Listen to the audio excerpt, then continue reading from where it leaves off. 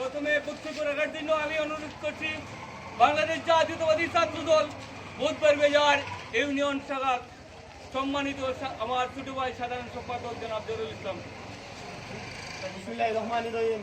৫ নং ওয়ার্ড বাগেরহাট কর্তৃক আয়োজিত আজকের পথসভা মিছিলের পরে আজকে আমরা স্বতঃস্ফূর্তভাবে উপস্থিত হয়ে লিফলেট বিতরণ ইমরান ভাইয়ের দানের শীষের প্রতীক বিজয়ের লক্ষ্যে আজকে মিছিল প্রচারণা মিছিলে উপস্থিত বুধবার ইউনিয়ন বিএনপির যুগ্ম সাধারণ সম্পাদক নজরুল ইসলাম সোহান উপস্থিত আছেন। এখানে সাবেক সাধারণ সম্পাদক জুনেদ আহমদ উপস্থিত আছেন। গোলাপপুর উপজেলা যুব দলের যুগ্ম আহ্বায়ক কমিটির সদস্য জহুরুল ইসলাম ভাই উপস্থিত, আমাদের জব্বুল ভাই উপস্থিত আছেন।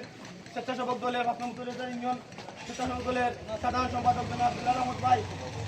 এই সভাকে আমি ধন্যবাদ জানাই। ৫ নং ওয়ার্ডবাসীকে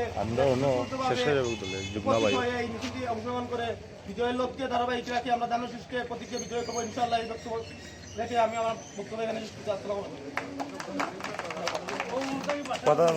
আলাইকুম।